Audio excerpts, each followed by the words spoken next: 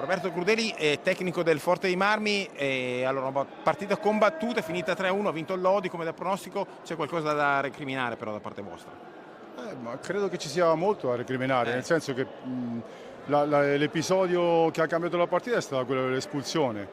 Si va sul 2-0 con una squadra anche più forte, è chiaro che si va in difficoltà sotto certe. Abbiamo rimesso in piedi la partita, ma poi spendere così tanto non ci voleva al terzo gol, poi dopo comunque abbiamo provato nel 5 contro 4, ma il problema è che secondo me io ho parlato con grande chiarezza, anche l'arbitro è stato molto gentile, quindi non c'è nessun tipo di polemica, però questo qui è un'espulsione che hockeyisticamente non si può vedere, ma perché? Perché quando si parla di vedere gli scontri scudetto, si vede un arbitraggio in un modo e queste cose qui non vengono mai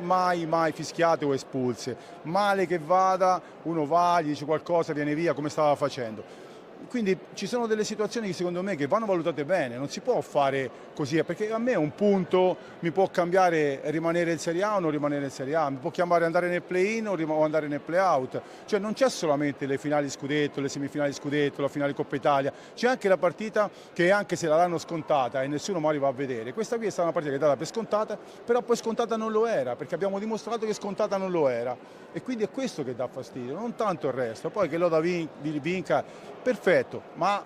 deve vincere il Lodi e non che qualcuno crei una situazione di svantaggio che non va bene. Questa è una situazione creata di svantaggio che non è andata assolutamente bene, per come la vedo io. Io è questo che ho detto all'arbitro,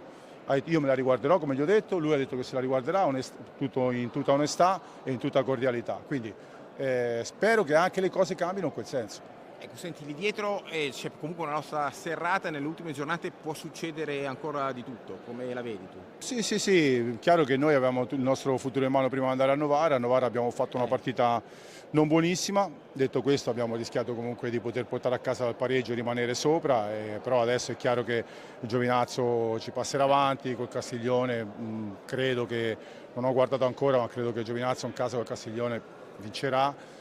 O ha già vinto, non so se ha giocato, non mi ricordo bene, poi comunque ci sono altre partite, però le ultime due partite sono partite che sono comunque complicate un po' per tutti, quelli che siamo sotto, tutto può succedere, noi dobbiamo fare più punti possibili e vedere dove saremo. Se saremo, stasera era una partita che avevo detto che poteva essere un bonus, perché ci credevo, potevo portare via punti, gliel'avevo detto anche ai ragazzi e l'abbiamo dimostrato ampiamente. Quindi io ci speravo, è andata così, però abbiamo ancora le due partite che dobbiamo provare a vincere entrambi e a portare più punti possibili a casa per vedere dove saremo, se nel play-out e se siamo nel play-out dobbiamo esserci con tanti punti di vantaggio o nel play-in magari per un punto o anche per arrivare a pari punti, ma bisogna vedere poi con chi.